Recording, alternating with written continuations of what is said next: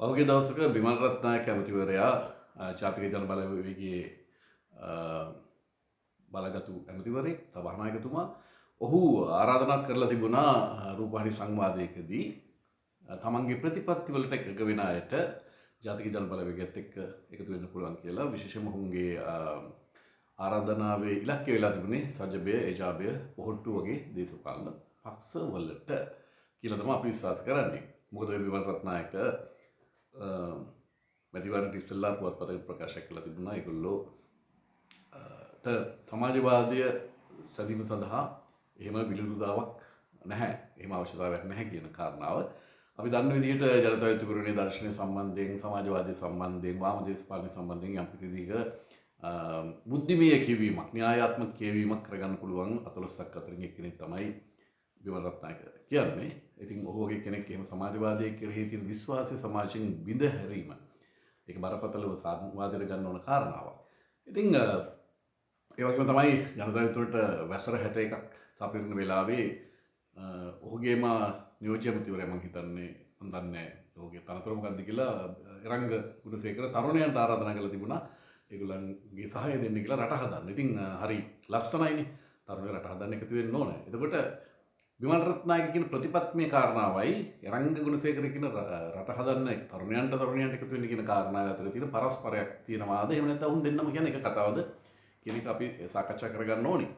හේතුව තමයි දැන් ඔය අපි ජනතා විමුක්තිකරණයේ දැනට ඉන්න දිස්ත්‍රික් ලේකම්වරයෙකුට එහෙම නැත්නම් පහළ කමිටුවක සමාජිකයෙකුට කතා කරොත් ඒගොල්ලෝ කියන්නේ අපි සමාජවාදය සඳහා ගමනක් යනවා, මේක එක සැරේම මාරු කරන්න බෑ, මේ පීඩ ටිකක් දුර ගිහිල්ලා ඉවරලා 2028 දී අපි සමාජවාදී ශ්‍රී ලංකාව සඳහා අවශ්‍ය කරන අඩිතාලම තියෙනවා. ඉතින් මේක අල්ලගෙන යන්න ඕන. අපිට මේ චීන ආණ්ඩුවෙනුත් කියලා තියෙනවා මේක මෙහෙම කරගෙන යන්න කියලා. ඉතින් චීන ආණ්ඩුවෙන් කියලා තියෙන දේ ගැන කොළඹ ඉන්න චීන සහ රුසියානු මේ එම්බසි එක ගනුදෙනු කරන අය ජාතික ජන බලවේගයට තියෙන ආදරය ගැන හැමෝම දැන් දන්නවනේ. ඒක ප්‍රසිද්ධ කතාවක් කියලා තියෙන්නේ.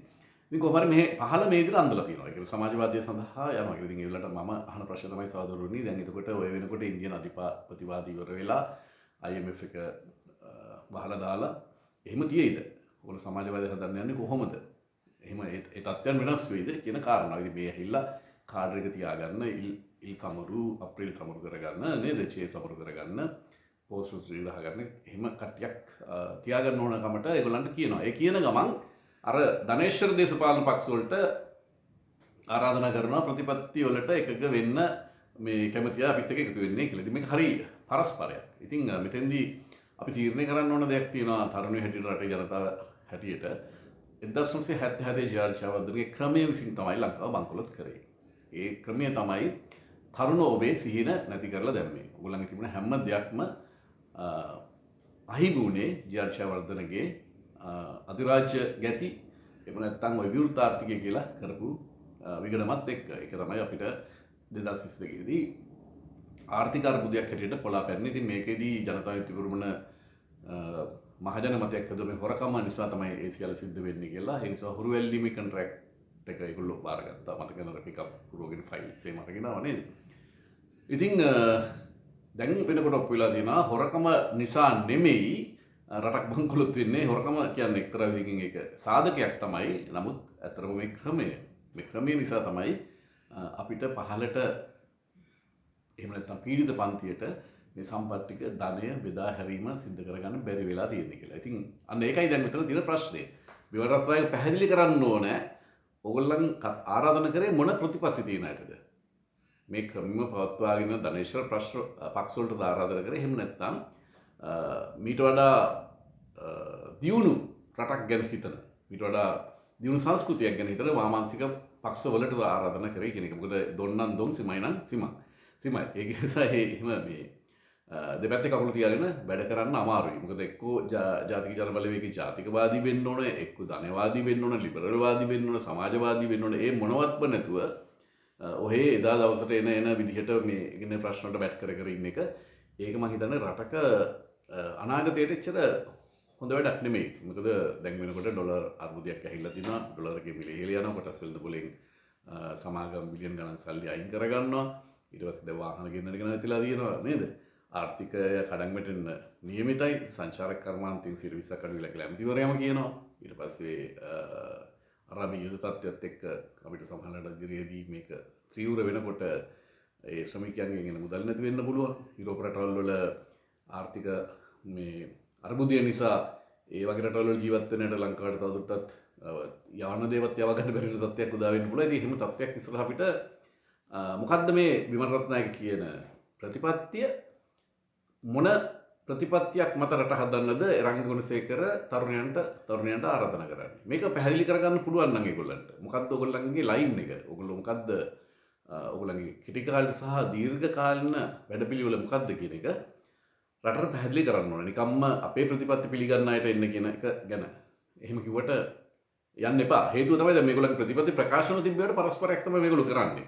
ඒකට හරියටම අංශක 180කින් වෙනස් දේවල් තමයි කරන්නේ. ප්‍රජාතන්ත්‍රවාදය පිළිබඳව ඉතාමත්ම ලේසියෙන් විසඳන්න පුළුවන් ප්‍රශ්න දෙකක් වෙන PTA එක සහ ඔන්ලයින් සේෆ්ටි බිල් එකවත් අයින් කරගන්නේ නැතුව ඒ වෙනුවට ප්‍රජාතන්ත්‍රවාදය අහෝසි කරන ජෛවමිතික දත්ත ටික මංකොල්ල කෑමේ වැඩක මේ ආණ්ඩුව ඉන්නවා. ඊට පස්සේ ඉන්දියාවත් එක්ක ගහපු ගිවිසුම් 7ක්ටත් තියෙනවා.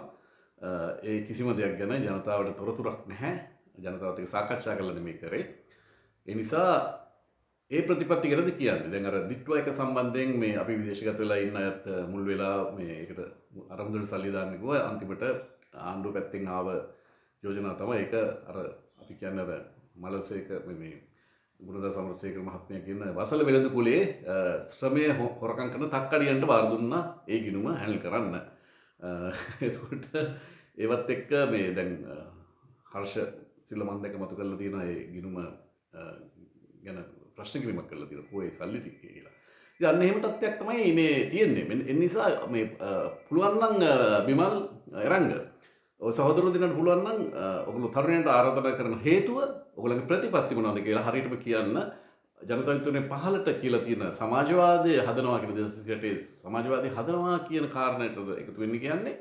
එහෙමනම් ඔයගොල්ලෝ කොයි කට්ටියක්ද ඒකට එකතු කරගන්නේ කියන එක පැහැදිලි කරන්න. එතකොට ඒක මම හිතන්නේ රට මේ රටේ ජනතාවට තරුණයන්ට විශේෂයෙන්ම මොකක් හරි උදව්වක් වේවි කියලා අපි විශ්වාස කරනවා. එහෙම නැතුව ආවට ගියාට අපේ ප්‍රතිපත්ති පිළිගන්න අපිත් එක්ක එන්න වගේ කියන එකක් අස්සේ අපිට එහෙම නිකන් එහෙම පේන්නේ නැහැ මේ මොකක් හරි අරමුණකට මේකට එන්න කිව්වද කියන කතාව. මොකද ඒක නිකන් ජනප්‍රියවාදී කියමනක් හැටියට අපිට යා ගන්නත් එපා. මොකද මේ නිශ්චිත මොහොතේ ආර්ථික අර්බුදයක් ඉස්සරහ අපිට රටේ සංවර්ධනයට අවශ්‍ය කරන ශ්‍රමදායකත්වය තරුණ ජවය කියන එක අවශ්‍යයි. ඉතින් වැඩපිළිවෙලක් හදලා දෙන්න ඒ වැඩපිළිවෙලට රටේ ජනතාව උදව් කරાવી. ඒ නිසා කෙලින් කතා කරන්න. ඔයගොල්ලෝ යන්නේ සමාජවාදයට එහෙම නැත්නම් ඔයගොල්ලෝ යන්නේ ජාතිවාදන විසින් බංකොලොත් කරන ලද විවෘත ආර්ථිකයේ ඉස්සරහ අපිට ඒකටම යන්නේ කියන එක තරුණයන්ට කියන්නේ පැහැදිලි කිරීමත් එක්ක ඔවුන් සම්බන්ධ වෙනවද නැද්ද කියන එක තීරණය කරයි.